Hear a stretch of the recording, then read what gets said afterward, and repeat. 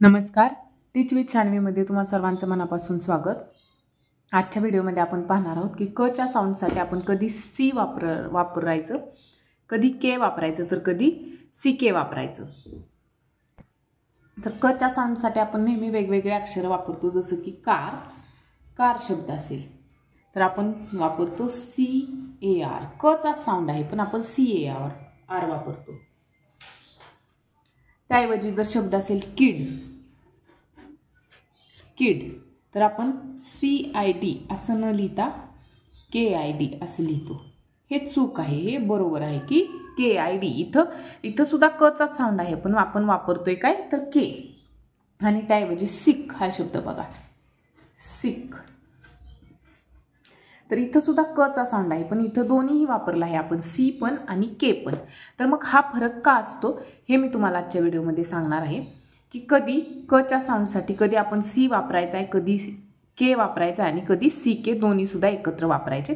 तर यासाठी काही रूल्स आहेत जे की तुम्ही मुलांना समजावून सांगायचे आहेत। आता हे रूल्स तुम्ही प्री प्रायमरीच्या म्हणजे UKG पर्यंतच्या मुलांना सांगायचे नाहीये, तर तिथून पुढे जी मोठी मुलं असतील त्यांना तुम्ही सांगू शकता।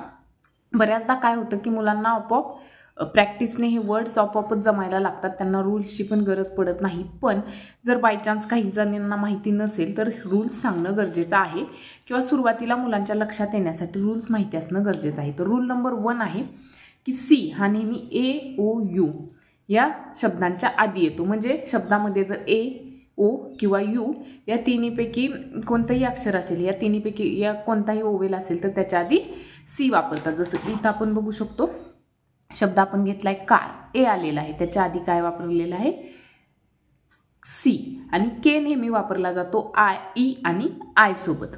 जसं की एक्झाम्पल किड, इथं काय आलेलं आहे आयच्या आधी आपण के वापरलेला आहे। उच्चार सेमच आहे, कच आहे पण आपण तरी सुद्धा के वापरलाय। आणि इथं सुद्धा कच उच्चार आहे पण ए आलेला आहे पुढच्या स्पेलिंग मध्ये, म्हणून आपण इथं सी वापरलेला आहे। हे तुम्ही मुलांना सांगायचं आहे जेणेकरून मुलांना कन्फ्युजन होऊ नये।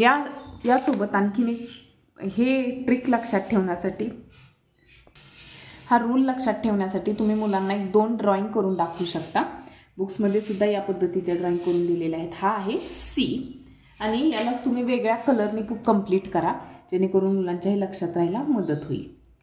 आणि सी कशा सोबत वापरला जातो तर A, O आणि U, म्हणून A, O आणि U या पद्धतीने तुम्ही मुलांना हे सांगू शकता। आणि सी फॉर कॅट, मग सी कशा सोबत, सी कधी वापरणार ज्यावेळेस A, O आणि U ही अक्षर असतील स्पेलिंग मध्ये, त्यावेळी तुम्ही सी वापरायला सांगायचं आहे। आता के कधी वापरायला सांगायचं आहे तर के काढून घ्या आधी तुम्ही मोठा या पद्धतीने, आणि याला तुम्ही के फॉर काईट असं आपण मुलांना शिकवतो, तर याची काईटच काढून घ्यायची आहे।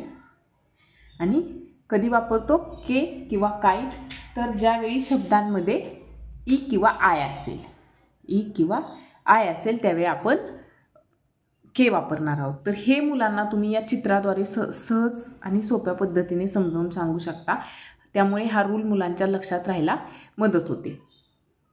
तर हा रूल मुलांच्या लक्षात राहण्यासाठी तुम्ही मुलांना असे काही वर्ड्स अजून सांगू शकता, सी साऊंड वर्ड्स। तर सी कशा सोबत वापरणार आहोत, ए सोबत, ओ सोबत आणि यू सोबत। जसं की कार, ए आलेला आहे, केक ए आलेला आहे, कॅट ए आलेला आहे। त्यानंतर ओ सोबत काव, कोन आणि कोम, यू सोबत कप, क्यूब। त्याच पद्धतीने के कोणत्या साऊंड सोबत वापरला जातो, के कोणत्या अक्षरांसोबत वापरला जातो, ई आणि आय। तर असे काही शब्द तुम्ही मुलांना दाखवायचे आहेत की ज्यामुळे मुलांच्या हे कन्सेप्ट लक्षात यायला मदत होईल। जसं की केचप, यामध्ये ई आलेला आहे, की, kettle, keyboard, I words kid, kitchen, kiwi, king. या पद्धतीने हे जर तुम्ही शब्द दाखवले मुलांना तर मुलांच्या ही कन्सेप्ट लक्षात राहायला मदत होणार आहे। त्यानंतर पाहूयात रूल नंबर 2। रूल नंबर 2 काय आहे की सी हा नेहमी कॉन्सोनंटच्या आधी येतो, तर के हा कॉन्सोनंटच्या नंतर वापरतात। म्हणजेच काय, जर एखादा शब्द असेल आणि जर क हा साऊंड कॉन्सोनंटच्या आधी असेल, जसं की क्राउन, तर त्यावेळी सी येणार। इथं आपण सुरुवातीला के वापरणार नाही, कॉन्सोनंट आहे क्लास, सी CLASS. आता कन्फ्युजन होत असेल मुलांना की क साऊंड आलाय, क्लास या शब्दामध्ये सी वापरायचा की के. तर तुम्ही मुलांना सांगायचं की जर कॉन्सोनंट असेल तर नेहमी सी वापरायचा आणि कॉन्सोनंटच्या नंतर क साऊंड असेल तर काय के वापरायचा आहे. जसं की डंक, ट्रँक. इथे तुम्ही बघू शकता की एन हा कॉन्सोनंट आहे. तिन्ही शब्दांमध्ये एन हा कॉन्सोनंट आहे. कॉन्सोनंटच्या नंतर जर क साऊंड येत असेल, ड्रंक, ड्रंक, क साऊंड हा नंतर येतोय म्हणून त्यावेळी तुम्ही के वापरायचा आहे. नेक्स्ट रूल नंबर 3, शब्दाच्या शेवटी जर वाय येत असेल आणि शब्दात क साऊंड येत असेल तर के वापरावा. म्हणजे शब्दाच्या शेवटी, शब्द एंड करताना जर शब्दाच्या शेवटी वाय येत असेल तर क चा साऊंड येत असेल आणि त्यामध्ये तर नेहमी के वापरायचा ना की सी वापरायचा. म्हणजे स्कायचं स्पेलिंग आपण SCY असं लिहू शकत नाही कारण शब्दाच्या शेवटी वाय आलेला आहे. म्हणून इथं क चा साऊंड जरी येत असेल तरी इथं सी न वापरता के वापरायचा आहे. रूल नंबर 4 काय आहे, जर शब्दात डबल ओवेल येत असेल आणि क साऊंड येत असेल तर के वापरावा. म्हणजेच काय, आता डबल ओवेल म्हणजे काय तर तुम्ही इथं बघू शकता की बुक यामध्ये काय आलेलं आहे, डबल ओ. ओ हा काय आहे, ओवल आहे आणि तो 2 वेळा आलेला आहे. तर अशा पद्धतीने जर कोणत्याही शब्दात ओवल डबल येत असेल तर त्यावेळी तुम्ही तिथं बुक, बुक. आता हा शब्द तुम्ही बुक या पद्धतीने नाही लिहू शकत कारण यामध्ये डबल ओवल आलेला आहे आणि त्यामुळे तिथं केच तुम्ही लिहायचा आहे. नेक्स्ट रूल, शब्दात डबल ई येत असेल तर के वापरावा. कोणत्याही शब्दामध्ये किंवा स्पेलिंगमध्ये जर डबल ई आलेला असेल आणि क चा साऊंड येत असेल तर तुम्ही नेहमी सी ऐवजी के वापरायचा आहे. सिक, पिक.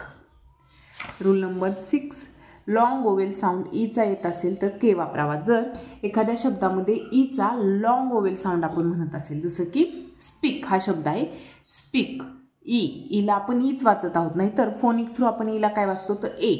तर जर समजा स्पीक ह्याला जर आपण फोनिक थ्रू वाचायला गेलो किंवा ईचा जर शॉर्ट साऊंड वाचला तर स्पेक या पद्धतीने याचा उच्चार होईल, पण हा चुकीचा आहे. इथं जर आपण स्पीक म्हणजे ईचा जर लॉंग ओवेल साऊंड म्हणजे ईचा लॉंग साऊंड आपण वाचत असेल तर नेहमी क च्या जागी के वापरावा ना की सी वापरावा. तर हे होते रूल की कधी तुम्ही सी आणि के वापरावा. आता पाहूयात की आता आपण कधी सी के वापरायचं आहे. तर सी के नेहमी शब्दाच्या शेवटी क साऊंड येत असल्यास वापरावं व शॉर्ट ओवेल साऊंडच्या नंतर येत असल्यास वापरावं. तर सी के वापरण्याचा एकदम छोटासा सिंपल रूल आहे की सी के हे नेहमी शब्दाच्या शेवटी येतं आणि नेहमी शॉर्ट ओवेल साऊंडच्या नंतर येतं. म्हणजे सी के कधी वापरायचं आहे आपल्याला शब्दामध्ये की ज्यावेळी शब्दाच्या शेवटी क साऊंड येत असेल आणि शॉर्ट ओवेल साऊंडच्या नंतर, फक्त शब्दाच्या शेवटीच नाही तर शॉर्ट ओवेल त्याच्या आधी आला असला पाहिजे. एक्झाम्पल पाहूयात काही म्हणजे तुमच्या लक्षात यायला मदत होईल. सी के साऊंड वर्ड्स बघा, ACK म्हणजे सी के हा कशा कशासोबत वापरला जातो तर ए ओवेल सोबत. ओवेल कोणते कोणते आहेत, AEIOU हे ओवेल आहेत. बघू शकता तुम्ही AEIOU हे ओवेल आहेत. पण हे ओवेल शब्दात आले की आपण सी के वापरायचं का तर नाही. या ओवेलचे ज्यावेळी आपण शॉर्ट साऊंड म्हणणार आहोत म्हणजेच एचा ॲ, ईचा ए, आयचा ई, ओचा ऑ, यूचा अ हे साऊंड ज्यावेळी आपण म्हणणार आहोत, जे आपण फोनिक थ्रू शिकलेलो आहोत ते साऊंड म्हणणार असेल तरच के साठी आपण, क साठी आपण सी के वापरायचं आहे. जसं की ब. आता याचा साऊंड आपल्याला काय वाचायचा आहे, ॲ नक्की ए वाचायचा आहे. ब ॲक, बॅक. स ॲक, सॅक. प ॲक, पॅक. तर इथं काय केलेलं आहे पण एचा शॉर्ट साऊंड वाचलेला आहे म्हणून सी के वापरलेला आहे. बॅक, क, क येते साऊंड, क येते पण आपण वापरतोय काय सी के. त्याच पद्धतीने नेक, नेक ईचा साऊंड आपण ए वाचणार आहोत ना की ई म्हणून क, क साऊंड येतोय तरी सुद्धा आपण सी के लिहिलेला आहे. Peck, deck. आय, आयचा वाचणार आहोत ई. टिक, किक आणि सिक. ओ सी के. ओ, ओचा वाचणार आहोत ऑ. Cock, rock, lock. यूचा वाचणार आहोत अ. डक, लक, टक. तर या पद्धतीने सी के कधी वापरायचा आहे तर शब्दाच्या शेवटी जेव्हा क साऊंड येत असेल आणि त्याच्या आधी शॉर्ट ओवेल किंवा ओवेल जर आला असेल आणि त्याचा साऊंड आपण शॉर्ट वाचणार असेल तर त्यावेळी शब्दांमध्ये सी के हे वापरायचं आहे कच्या साऊंडसाठी. तर हा होता आजचा व्हिडिओ की कच्या साऊंडसाठी सी कधी वापरावा, के कधी वापरावा आणि सी के कधी वापरावा. तर या सगळ्या रूल्सला काही अपवादसुद्धा असतात.